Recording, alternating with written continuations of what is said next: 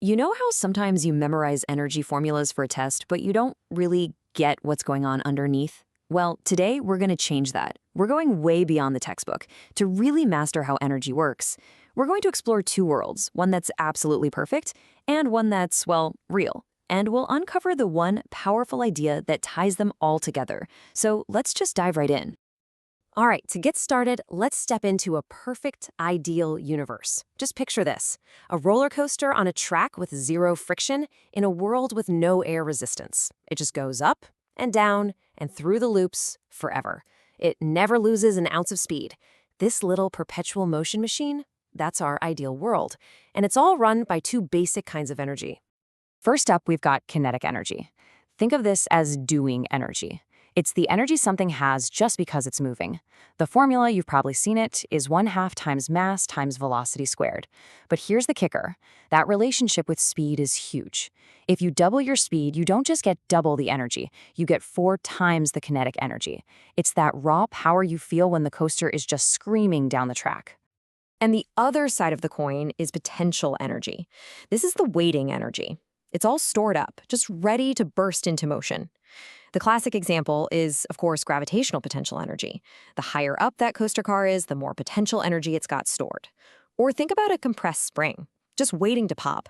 It's the feeling of anticipation right when the coaster pauses at the very, very top of the highest hill. Okay, so we have energy of motion and we have stored energy.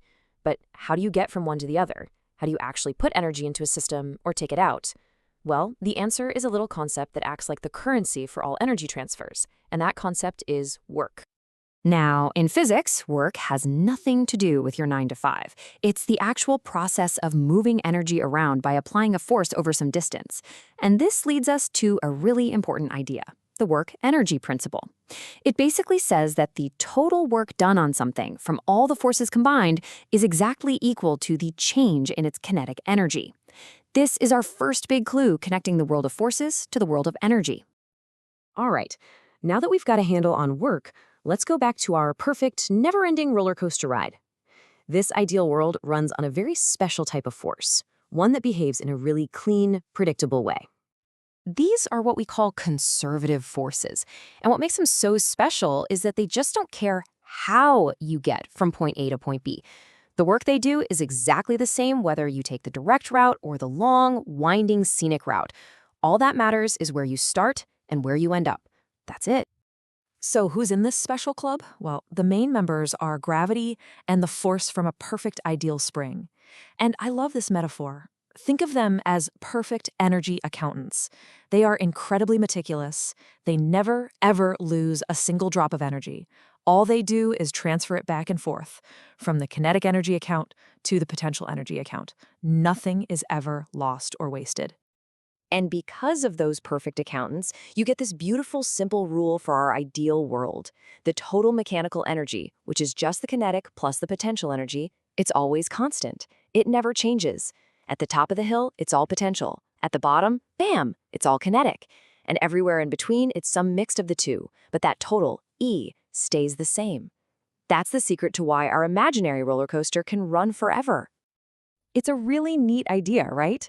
But we all know that's not how things work. Real roller coasters need a motor to pull them up the first hill, and they eventually brake to a stop.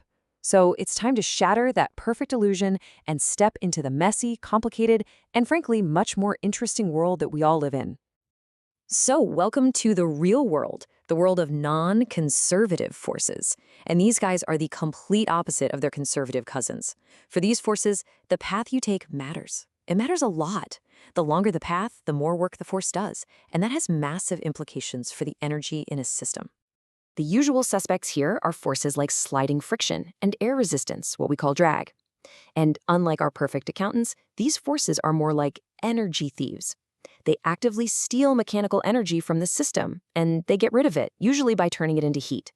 That's why your hands get warm when you rub them together, and it's why every single real machine will eventually grind to a halt if you don't keep pumping more energy into it. This table just lays it all out, side by side. It makes the difference between the two worlds so clear. Look at this. Conservative forces? No, not path-dependent. They're reversible. They store potential energy. And most importantly, mechanical energy is conserved. Non-conservative forces, they're the exact opposite on every single one of those points. Yes, they're path-dependent. No, the process isn't reversible. They don't have a potential energy. And a big no, mechanical energy is not conserved. Okay, so this feels like we have two completely separate sets of rules for two different worlds. One where energy is perfectly safe, and another where it seems to just vanish. But what if I told you there's a single, unifying principle that explains both worlds at the same time? This is really the big question, isn't it? If friction and air resistance are draining the mechanical energy from our system, it can't just disappear into thin air. I mean, the first law of thermodynamics is pretty clear. Energy can't be created or destroyed. So where does it go? What's actually happening here? And here is the answer. This is the big insight, the thing that connects our two worlds. The amount of mechanical energy that a system seems to lose isn't lost at all. It is perfectly, exactly equal to the amount of work done by those non-conservative forces. And it all boils down to this one beautifully simple and powerful equation. The change in total mechanical energy, that's delta E, is equal to the work done by non-conservative forces, WNC. This is it. This is the master equation. It's the one equation that governs every energy transfer in classical mechanics. It unites both the ideal world and the real world under one roof. So what does this really tell us? Well, think of it as the ultimate energy balance sheet. If there are no non-conservative forces, then WNC is zero and delta E is zero, meaning energy is conserved. That's our ideal world. But if you do have friction or drag, this equation tells you exactly how much mechanical energy gets turned into something else, like heat. From a kid feeling a slide get warm beneath them to a car's brake pads getting scorching hot. It's all the master equation in action. It's the one rule that explains everything. So, we've seen how these non-conservative forces, these energy thieves, drain mechanical energy away. And it's really easy to paint them as the bad guys in this story. But I want to leave you with a final thought to chew on. What would our world actually be like without these so-called villains? Think about it. Could you walk? Could a car even start moving, let alone stop? Maybe, just maybe, these energy thieves are more essential than we give them credit for.